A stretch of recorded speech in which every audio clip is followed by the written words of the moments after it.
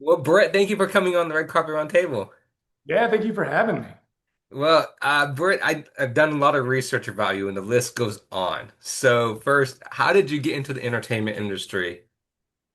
Oh man, I mean, this was 20 years ago now. I actually started the opposite direction. I got my master's in business and my bachelor's in computers, and then my best friend at the time was an actor. His name's Harley J. And I was always just really envious of what he did, and the business just always seemed so interesting to me. And so once I had realized I didn't want to be a computer programmer and sit in a cube all day, I came out and I gave it a try, and I instantly fell in love with it. Wow, Yeah. that's amazing. What was the most biggest pivot in your life? Ooh, my entire life or my career? Your career or your entire life, adding that. Gosh, biggest pivot in my career is probably moving to Los Angeles because that was really a life shift, and it was really scary because, I'd worked so hard on this other aspect of my life, and so then shifting it into a complete unknown with a career that has such an unlikely success rate was terrifying. And then I think. Like I kind of was working hard, had a day job, wasn't really making very much money until like 5 years in. And then I think it's once I found my groove in commercials that I started to have like financial freedom. And then I feel like in around like 2015, 2016 is where I really started to find like a rhythm with television and film. And so I think I don't know that there was like one pivotal move, but I think it was a lot of building blocks to Hmm. a different career. Wow. And where did you move from? I lived in Scottsdale, Arizona, and so Okay. from Scottsdale to Los Angeles. And you moved from there to Los Angeles. What made you have that decision to move? Well, Harley already lived in Los Angeles, and so he had a couch that I could stay on for free.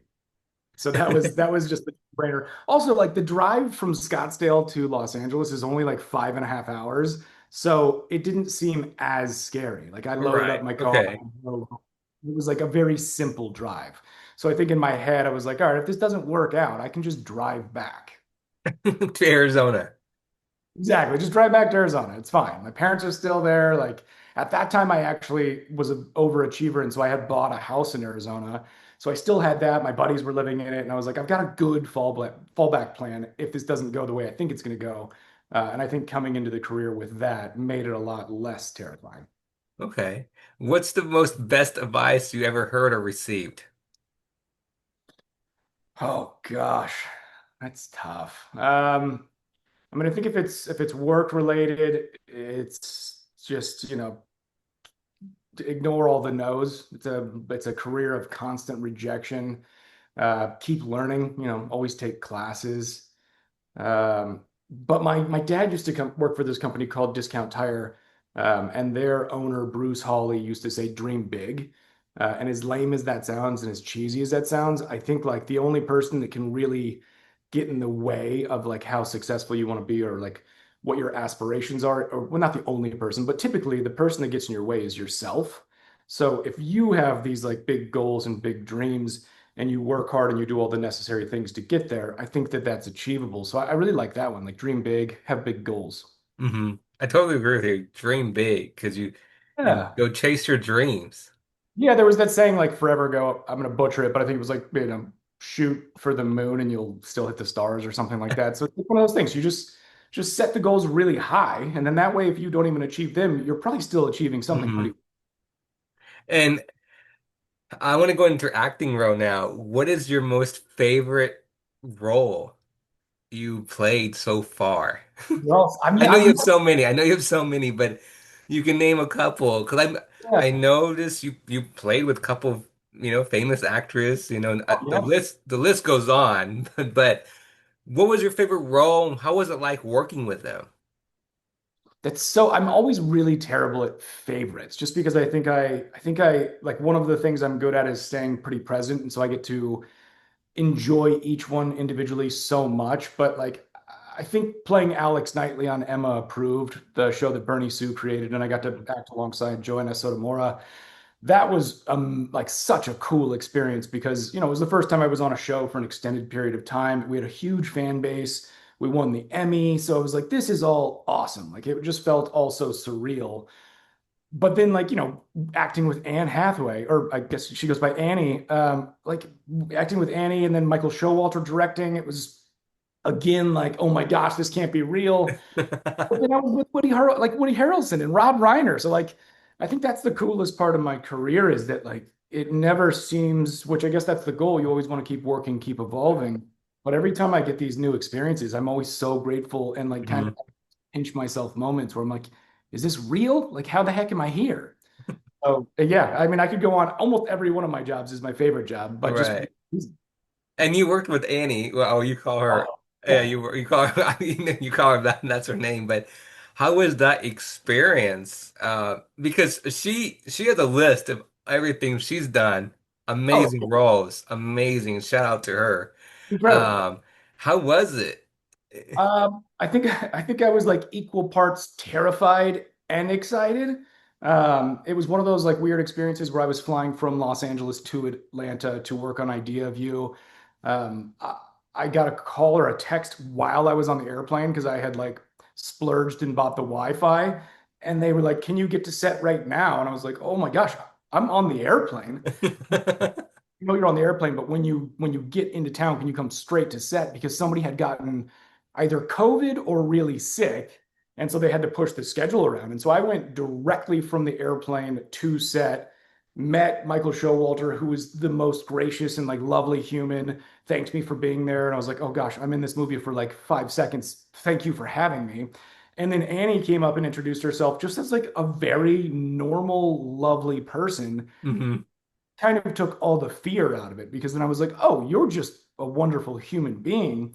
And then when we got to the scene, she was so collaborative and he was so friendly. Like his direction was so great. And we kind of just played. Like we had the script, but then we improv for probably 30 minutes. I wish all of it could have ended up on screen, but obviously, like I'm not the love interest. I'm the guy that she's not supposed to date. So it was short, but it was such a fun day. And it was so cool to see her process how she works, how involved she is with every hmm aspect of it. Like she's by far not just an actor. She's got the directing brain in mind. She's got an editor's brain in mind. She has the writers. I mean, she's an all-around talented human being. And so I felt really honored to even be a part of that movie. Wow, amazing. And that was crazy that you had to go straight from the airport to on set. Oh, it's probably better though, because I don't think I would have slept very well the night before. I think I would have probably been terrified and just thinking about like, oh, I hope this goes really well. So it was Was nice this, thrust into it. pardon me, was this in LA or Atlanta airport? This was I was flying from LA to Atlanta because we shot the movie in Atlanta. Okay. Yeah. Wow. And did you know it was going to be Annie on set or no? Yes, I was. Yeah, I was Okay. blindsided. Like I knew Annie was in the movie. I knew Michael Showalter was directing. I might have known some of my other co-stars, but yeah. I mean, at that point, I think it was already like public news that the movie was being made, and I think that would be really cruel to just show up on set and realize you're acting with Annie Hathaway. That would be a very big thing to drop on somebody. Well, it's amazing that you got to meet her. Yeah, And yeah. you're right. You can tell she's on cue. She has all the roles memorized and everything. And unfortunately, you weren't on, it didn't come out on TV. Uh, Your, idea? your, your role, right? Oh no, I'm definitely in the movie. Oh, okay. I'm sorry. I thought you said it wasn't some. Oh, like I mean, we improv for like 30 minutes, so only, the 4 or 3 minute. Okay, okay. I misheard that. I'm sorry. No, no, no. My guy's name is Todd, and I'm at her 40th birthday party, and I like Okay. her out and try to see if I can shoot my shot. And she very sweetly shoots me down. I apologize. Misheard you on Oh, it's that. okay. Thank Have you you for have you seen correcting me. have you seen the movie? Um, what is the most challenging role you've taken so far? I know you've done so many, but you can name a couple. Which one was the most challenging and why? Uh, I actually talked about this in a different podcast, like a year ago. One of the roles I took, my character gets, it sounds ridiculous when you say it out loud, but I get electrocuted by a radio, and then anytime I get nervous, my voice like synthesizes. And when I had originally taken the job, I was told that I could just talk normally and they would fix my voice in post. And then when we got on set after the first take, they were like, oh, this isn't going to work. You're going to have to sing all of your lines. I am not comfortable singing in front of people. So I was terrified to go to set every day because there were some scenes where I was like singing in front of like 20 or 30 people. And so that was probably a big one where like it really broke me out of my comfort and it actually helped me career wise because then I was a lot more comfortable in most situations. Hmm. Like singing in front of a large group of people, if you're not a singer, is pretty vulnerable. So that Wow. probably topped the list for me. So are you a singer? Oh gosh, no. I still am not a singer. I say that I want to take singing lessons. I just haven't done it. And one of these days will. It's hard because you have to Oh, the vocals, like you have to raise your voice this yeah. high, this low, and it's too I, I much for me. I heard a story. I don't know if it's true or not, because you never know what's true, but I heard a story that Andrew Garfield was asked if he could sing for Tick Tick Boom. And I guess his reply was like, "How long do I have?" And I think the answer was like 8 months or something. And then he said, "Then yes." And he like went off and learned how to sing.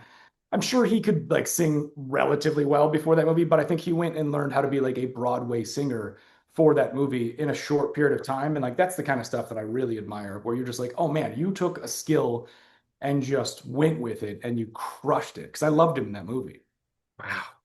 That's I don't know. I heard that too, but I don't know if Yeah, that's true either. I hope it's true.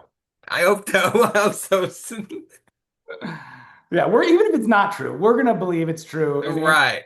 crushed it. Right. We'll just say it is. Is there a character that you played before that you would like to play again that no one knows about? A character that I played before that I would like to play again that nobody knows about. Or no one is asking you to play again? Um, I have always said that I would love to do an Emma approved movie. That's Hmm. what we talked about. I think it would be really cool to do a feature. Um, yeah, that would probably be the one that nobody's currently asking for, but I think a lot of people would enjoy, and I would enjoy it a lot as an actor to be able to do it again. Um, Other than that, no, that's probably the one that sticks out the most. Okay. I want to dig into audition because now since COVID happened, everybody's used to the Zoom, and a lot of young actors, like we are, a lot of Exactly. young actors like Zoom. Now, personally for you, and your opinion, what do you like better, doing audition in person or doing it on Zoom where you don't, because on Zoom you're staying where we are and you don't have to worry about going to places and if you're at something like Atlanta or New York or anywhere. Or in person you like to show your impression, um, how you are, how you act. So, what is your opinion and what's your take on it? Because I've heard, and you can correct me, and I could be wrong, that I heard that in-person audition is slowly going away. And now a lot of directors and producers are going to in Zoom meetings. Mhm. So, if so, do you like that way in your personal opinion, or do you like it and it's better to have it in person? That's a sort of like two-part answer just because there's so many different aspects to the career, like to the business. If you're talking about commercials, a lot of stuff is actually back in person now. And I think that's really beneficial because commercials are so specific and they're so much like based on relationships and banter, usually with Hmm. 2 or 3 people, that's a tough thing to kind of fake either through Zoom or through a self-tape. So it's much easier to be back in the room. As far as like television and film goes, you're absolutely right. I haven't been back into an office to read I don't think since COVID. I personally love that because then you get to do it in the comfort of your house. You have the comfort of like your friend who's your reader. If you want to, and this is a slippery slope, but you could take as many takes as you need to do it. I actually, because I do help some people, with tapes and coaching, I tend to say like, don't do that because that's a really bad habit to pick up because when you're on set, you're not going to get 300 takes. You get a couple. And so you got to be able to really nail it. So you should do it 3 or 4 times. Don't become a perfectionist. Don't nitpick over things. Just get it out and have a lot of fun with it. And I think that's another thing that I hear lots of actors talk about. You got to really enjoy the process of auditioning. It's your opportunity to act. It's your opportunity to show your version of this character. And the more you can embrace that and the more you can just play and have fun, the booking rate will skyrocket because that comes through in the tapes. If you're just trying Hmm. to get it done or you're just worried about the lines or like you get too worried about like the cinematography aspects of it, like even right now it's driving me crazy that this giant lens flare is here. It gets tricky. So I think I love it for television and film, and for commercial, I'm glad we're back in person. Okay. I like to hear that because a lot of actors and actresses they love the in person a lot, but they also like Zoom a lot, and because like you said, um, they don't have to worry about being anywhere, and I mean, saving time with like traffic and gas and parking. I remember back in the day, like if you got three or four auditions in one day and they were on like different sides of town, you were just like in a frenzy. Like, oh my gosh, how am I going to make it to Santa Monica and then make it to the Valley and then make it back to like mid Wilshire all in the same day? And you would miss opportunities. Or even sometimes, like now you can sort of take a vacation. So you can be on vacation, get a tape, and still knock it out. Whereas before, if you got an audition and you were out of town, you just lost the opportunity of the job. hmm I think the flip side of that is now more people have opportunities for the jobs. So your competition actually has risen as well. So it right. can catch 22. And I totally agree with. I've been to Los Angeles 3, 4 times, and I've been on the highway, which I love traffic, by the way. It sounds crazy. I say that. That sounds Traffic, crazy. I do. I say that. People nobody are loves. like, wait, you love traffic? I What was do you like, love about it's like I don't mind it. It's like, if I think to me, real quick, traffic actually tests your stress just your because patience? yeah, because if you have anger problems, you can't do anything, right? You just stay there, right? Right. And it tests your patience. I It does. think that's a good testimony. That's why I like it because it's like you can test your testimony. It's like, okay, I can relax. What can I do? I can't do anything. I'm just here. This is a So, good test for like relationships. Everybody always says like with your partner, you should travel to see if you can travel well together. But I feel like being stuck in a traffic jam for an extended period of time is a good relationship test to be like, I don't know if I trust you. yes, or they bring up a conversation where you're like, okay, this is gonna start an argument, and you're like, That's funny. Yeah, that's a great place to start a tough conversation because nobody can get out of the car. You're like, we're going to talk right. about it right now. Yeah, and it's like, can we not talk about this? But we have to. It's like, oh, okay. Got nothing else to do. We're stuck in this car for 3 hours. Right. That's But funny. that's so true. But you're right. You have to go from point A to point B, point C, and on going to in-person audition. I think personally, the reason I say I think, but personally, you're right. And Zoom is taking over because if you're in Burbank and you have to drive to downtown LA and it's like 5 o'clock in the afternoon is rush hour, and you're thinking, okay, I have to be there by 6 and it's 5 o'clock. You're like, oh, I know for sure I'm not gonna make it. But you can do, and you're right. It's totally true that you can just get it over with. Or even So, like taking it a step further, I think it gives people opportunities that, like when I first started out, I was so broke, I didn't have money for gas. And so it was like, gosh, it's going to cost me a fortune to drive to this place, pay for the parking, drive back from it. Like I just couldn't really afford it. So now I think it gives people more opportunities because it doesn't cost as much money. You just have to have, which again, it's not cheap, but a cell phone or a computer and be able to connect to the internet. And I realized that's even difficult. Like when we first, Harley and I, when we were at our apartment, we couldn't really afford the internet. So we would go to Panera Bread because they worked there. And so we would use the mhm. food supply. But again, like it does open up more doors and more opportunities for maybe somebody that wouldn't have had it. So I think that's pretty awesome. Yeah, I totally agree with you. And that's one thing I love about that you hear about Zoom And even auditions. like this interview would have been kind of impossible before because, you're in Oklahoma and I'm in Los Angeles, whereas you Yes, it is. helped out a lot. That's true, and that's 100% true because you meet all kinds of actors now, and you have the connections and stories that you can go through. Like if you and you're like you're right. If you live in Atlanta and you're in LA and you want to do an acting role, but you can't fly to Atlanta, you can just audition, and if you got the role, you fly to Atlanta or New York. Totally. 100%. And it's helping a lot of actors everywhere in the United States, personally.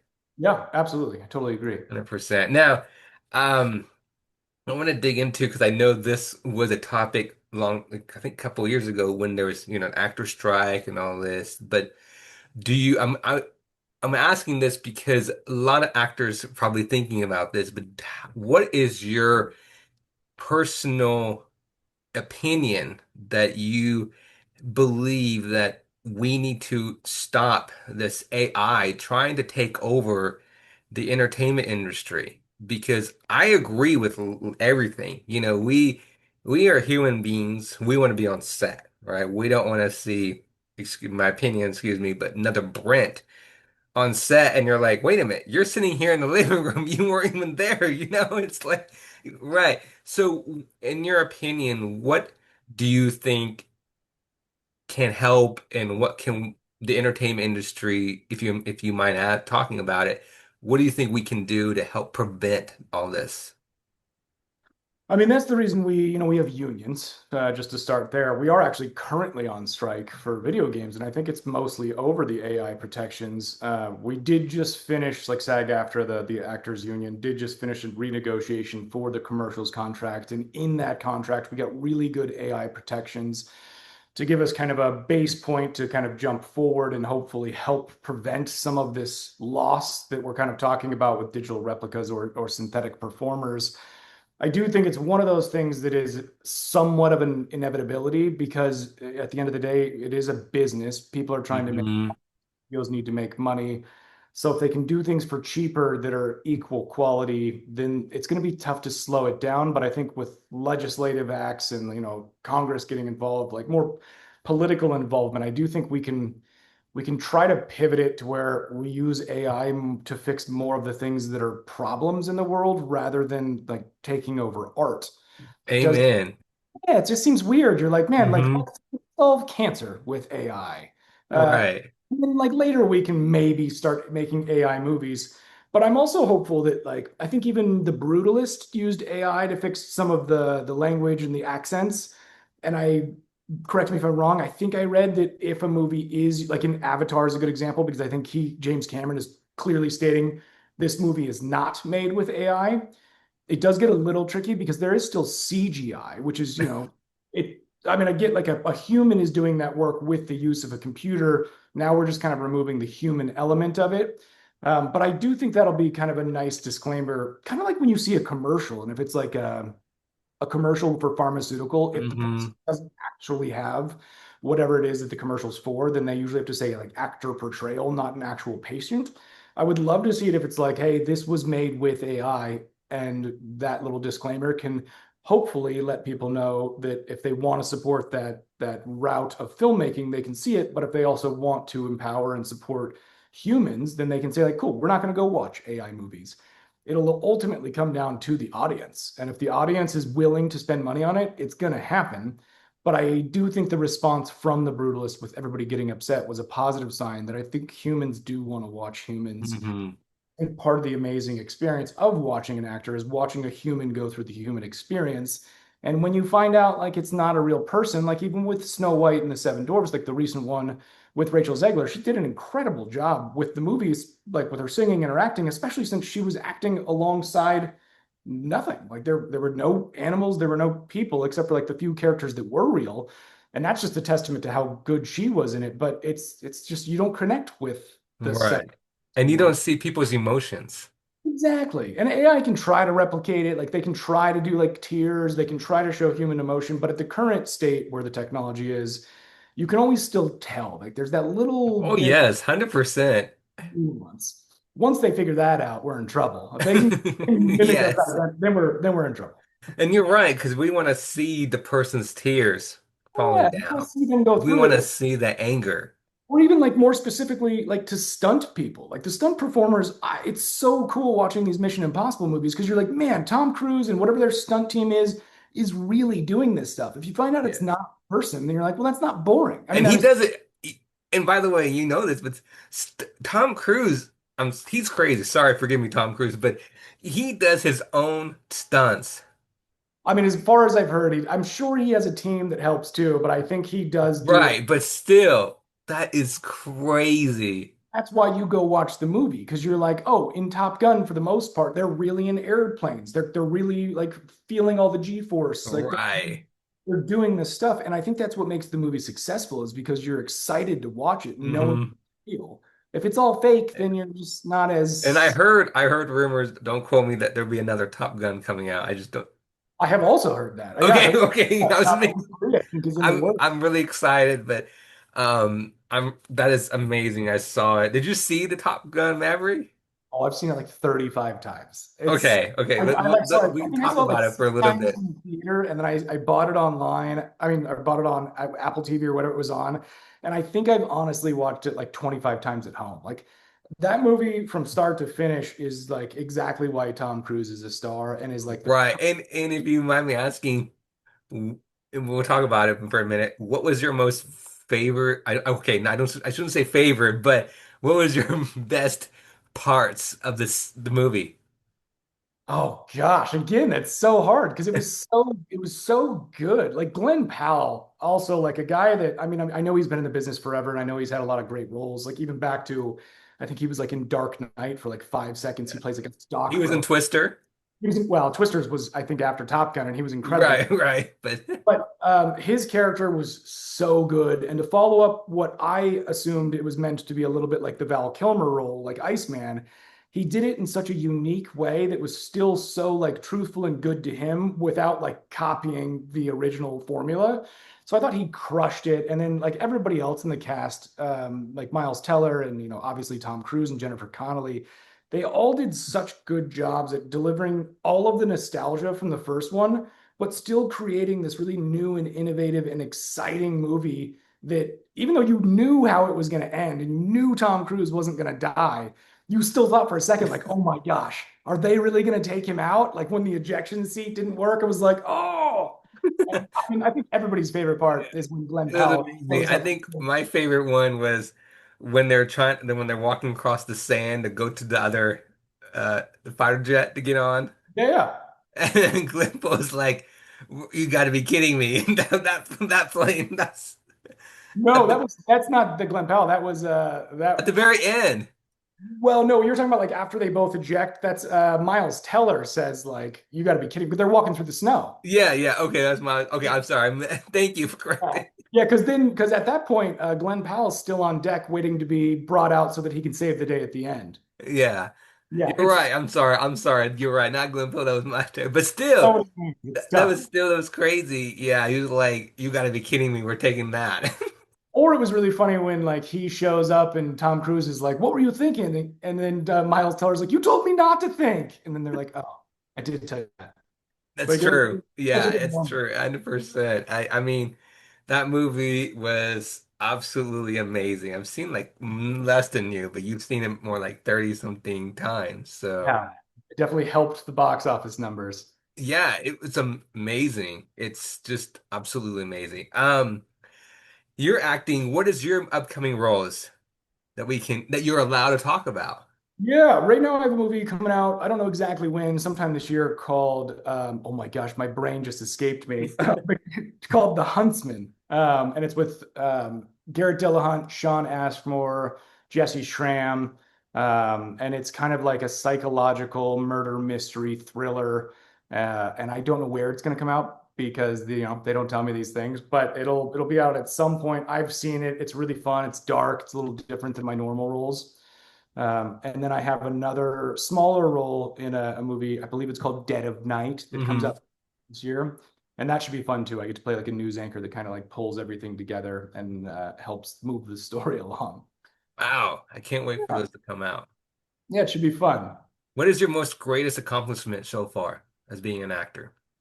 I mean, honestly, it sounds, so cheesy to say, but just being able to be a working actor where this can be my primary full-time, Hmm. I can make a comfortable living is already such like a big accomplishment that anything above that and beyond that, I just feel incredibly lucky and grateful for. So I think continuing to qualify for my like SAG-AFTRA healthcare and pension, and then keep doing what I love doing and working with new people and working on new movies and commercials and just being able to stay in this business, which is not an easy thing to do. No, it's not. It's not. And it's not a competition. You know, No. a lot of new actors are like they're like, is this a competition? It's not. I mean, you could look at it that way. I guess like you are competing for roles, but I think that's a tough mentality to have, and that makes this business a lot less fun. I think if you can root for your fellow actors, I mean, to an extent, obviously, if you're, I've been on tests. I mean, like I don't know if you know how this works, but a lot of times when you're auditioning for a network show, if you're auditioning for the lead of it, you go through the whole audition process and then you go through like a network test. And so sometimes you're sitting there next to the other person that you're like, it's either me or you. Like you are competing, but I think if you take it to like a toxic level of competition, I think it's just a detriment to yourself and to the business. There's got to be some kind of collaboration and understanding that there's enough work for us. 100% true. Yeah. Do you have any funny or interesting stories behind scenes? Any funny or interesting stories behind scenes? I mean, sets are such a weird place because you do spend so much time with these people. It's like, 14 or 16-hour days that you become like this mini family and you learn so much about other people so quickly because of that, that you almost do feel like at the end of it, like you're a family, which is so odd to say because sometimes you've only known each other for a week, but you're like, it's been, I've been with you every minute for the last week.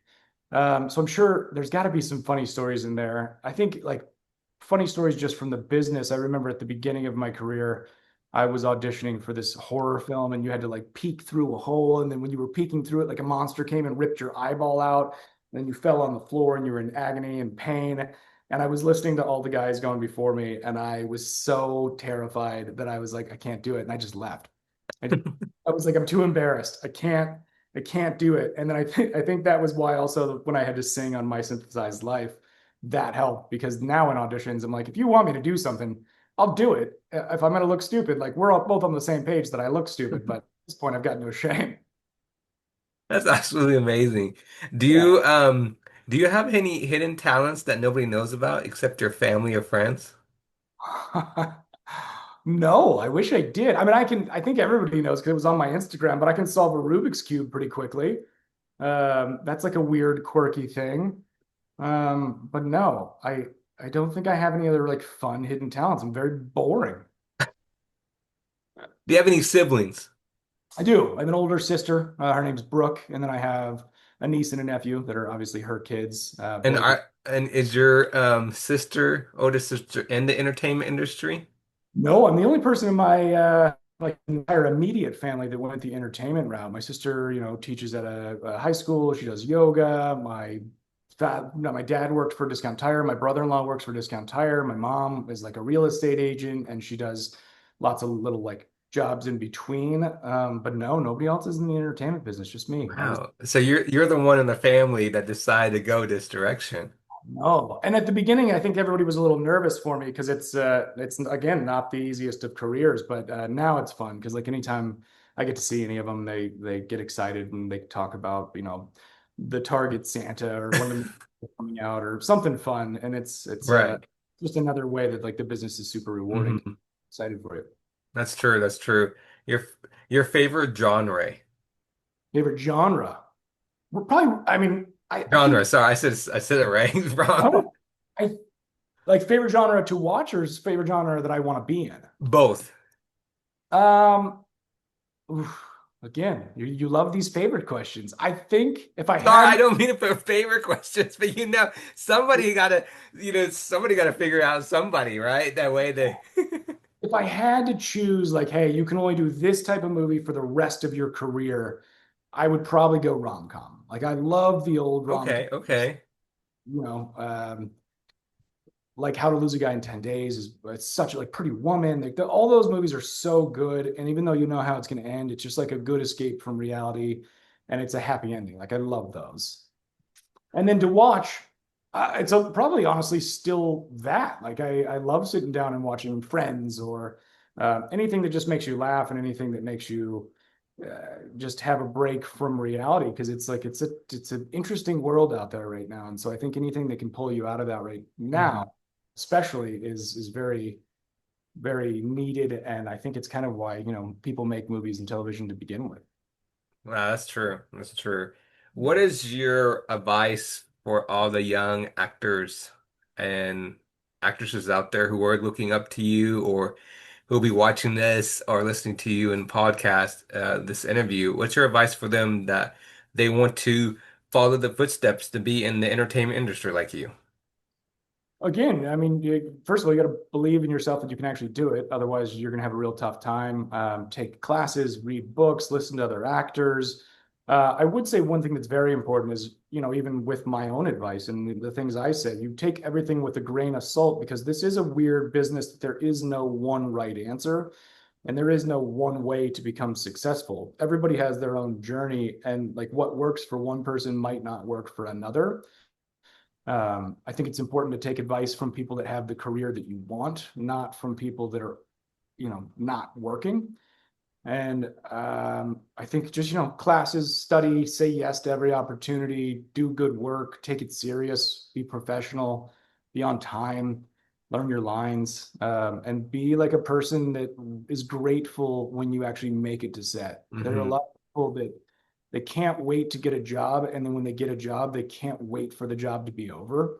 And I think that's sort of a confusing point of view because if if all you're trying to do is get the next role and that's all you're ever worried about, then I think you're missing half of the fun. So once you're on set, I think really take it in and enjoy it because the amount of time that you're on set is much smaller than the amount of time that you're trying to get on set. That's true. 100%. I You can totally also agree. save all of your money. This is a brutal Yes. business with like ups and downs, and the last thing you want to do is have to get a job so that you can pay your rent, because it adds a whole other element to it. So Hmm. job that gives you a good chunk of money, you put that in your savings account and you use that for those periods of time where you're not working as much. And keep the courage and keep going. Totally. Right. And this is, it's fun in the entertainment industry. 100%.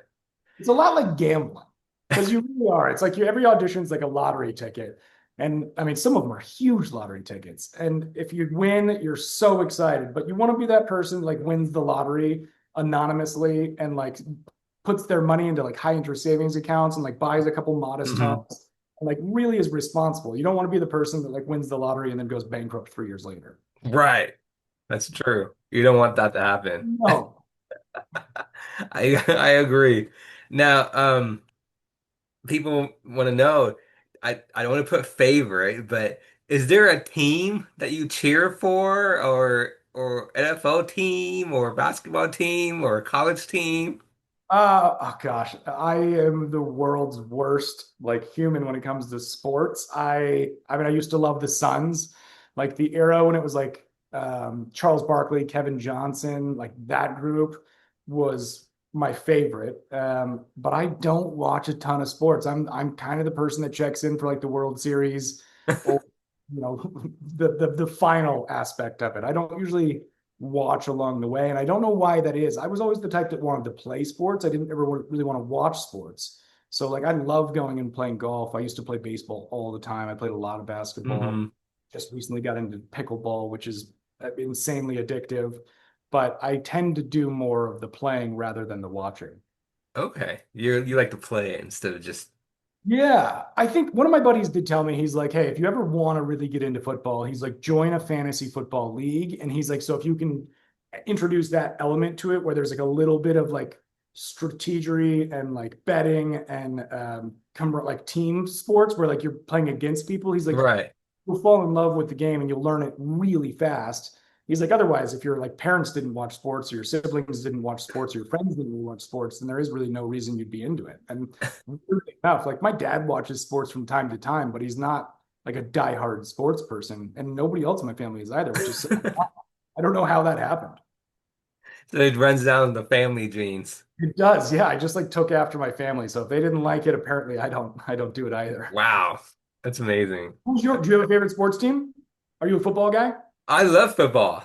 Okay. I mean, I think Uh, America loves football. I'm definitely the outcast here. oh, well, I love football, I love basketball and baseball. I'm a Yankees. I'm actually a Los Angeles Dodgers fan, not a Yankee fan. Sorry, Dodgers Oh, fan. quite the slip. You are now canceled as a Yeah, all the LA fans are like, wait a minute, what did he say? So I'm a Dodgers fan. That's fun. I've been a Dodgers fan for a very long time, Very cool. so I love yeah, it's yeah. Nice. So basketball, there's so many teams to keep track. It's Fun. so in LA in California area, so I just cheer Yeah, because LA has, the Clippers I mean, sorry, and the Lakers, and so you're and just then like, San Francisco. Oh, and then you have Sacramento, and then you have Golden State Warriors. yeah. I mean, it's like if we're going like to the whole state of California, you really could go any direction you want. So I get why we got a lot of rivalries. California is huge. Yeah, there's so many. They're like, oh, I'm a basketball fan. You're like, what team? Oh, Golden State. Oh, you're okay, San Francisco. Okay, and Pretty it's much. like, That's so you lose track. And it's actually to me, I love sports because it calms me down. so interesting. I That's so mean, fun. Most of the people I know get like really riled up during sports, and like that's when I they mean, yell. I do too. I guess if it's football and it's really close, your team is going, you're like, go, go, no, no, what happened? You're like, yeah, and then you get a little, I mean, but baseball, I think for me, it's more calming because it's like there's no tackle, there's no crazy, just, but I think it's kind of, this sounds horrible to say this, boring because I'm sorry, Josh, I'm not so horrible. My answer is now not seeming so bad. I think you've But really put when yourself you're in a bad sitting press. in there in the stands, I Yeah. mean, I guess when you're just watching the pitcher throw the ball and the batter misses and there's no bats and you have all these players. Okay, sorry, this is so bad. Baseball fans, please forgive me, but I am telling the truth. That you see them on the field and you see the players on the running pad, right? And you're just waiting and you're like when you see a player on the batting pad, I'm a type of person's like, I'm cheering for the team, but please hit the ball because there has to be some action going around. And but all you hear is like, strike, you're out. And it's like these players are still on the field and it's like no home run. But What if it's a no hitter and you get to watch like one of the rarest things that happens in baseball? right. But when you see a home run, everybody goes crazy. You're like, You're like the guy that goes to NASCAR to watch the crashes. probably, but I'm not a Like, I don't want to NASCAR walk person. people around in circles. I want to watch a crash. Yeah, I'm not a NASCAR person, but baseball, it That's sounds fine. horrible. I'm sorry, baseball fans. LA fans, I know I'm a Dodgers fan. I'm sorry, but I love baseball, but I have to Only when they're see hit. action, right? Gotta see something going on. See, and I would say like I don't necessarily love to watch sports at home, but if a group's getting together, I love to watch the game. I like usually have a Super Bowl party and then also Hmm. go to a game. I love going to games because I like the whole experience where you get to go get a Dodger dog, you grab a beer, like it's usually beautiful outside in California, the stadium's cool, everybody's excited. Like I like that aspect of it. Right. I don't do it by myself. Did you watch the last Super Bowl? Am I asking? I did. I am now because it went in one eye and then out the other back of my head, I guess, because I don't remember exactly how it went down. If I remember right, it was a blowout, wasn't it? Yeah, I was very surprised. Yeah, it was like an unexpected blowout. It was the Chiefs versus The the Eagles. Eagles. Yes. And I think everybody thought Mahomes was going to like bring this amazing performance and I he still think he can. I was just very surprised that it was a blowout. I it was it was even as a person that like doesn't watch sports that much, I obviously know who the Chiefs and Mahomes are and Travis Kelsey. And so I was like, oh gosh, I uh wonder what happened here. Like, why is this such a bad game? And I don't know yeah. if maybe they thought that they were going to win, so it was just That's true. or what. But yeah, I was shocked, but I was excited for the Eagles. That was Yeah, cool. I was very surprised. It was amazing. It was mind-blowing. Yeah, it And was weird. I don't think anybody was ready for that. I think everybody thought it was going to be like a pretty close match or that the Chiefs were going to take it, but maybe not. I mean, what do I know? I don't even watch yeah, that's sports. what I thought. That's Yeah, 100% what I thought it was going to be. I thought the Chiefs was going to win. So yeah. I was Well, wrong. how can you bet on it? Yeah, not me. That's good news. Nice. Probably people in Vegas did. Yeah, yeah. That's That good. That's good. We weren't in Vegas. We would probably seen a lot of upset people. yeah. Most. Or, I mean, or a lot of really excited people because I'm sure the Eagles were probably underdogs. So I would guess Yeah, it would have been more profitable to bet on them winning. yeah. Who So we knows? probably saw two size rooms, Yeah. upset and and then happy. somebody bringing like champagne and lobsters, and the other person just like can't pay their tab. Yeah. Yeah. If you were in the middle of the room, we didn't know which side to go to. Should we go that way? Should we go to that people? You So, definitely go to the lobster and the champagne. right. Yeah, let's go to the lobster champagne. 100%, 100%. So where can people find you on social media and everything? I pretty much am only active on Instagram, and it's just at my name at Brent M. Bailey, because my middle name is Michael, Brent Michael Bailey. I'm not gonna lie, I don't post a lot there, but it is a good place to keep up with, like, if I'm doing a DIY project at my house, or if I'm on vacation, or if I do have work coming out, I always post it there. Um, and I think I have like, I guess what's now called X, but I never use it. And then I have like a Facebook, but I also never use that. So if you do want to follow along with my career, Instagram is the best route. I totally agree. I only use Instagram as well. So, Yeah. well, I appreciate you coming on.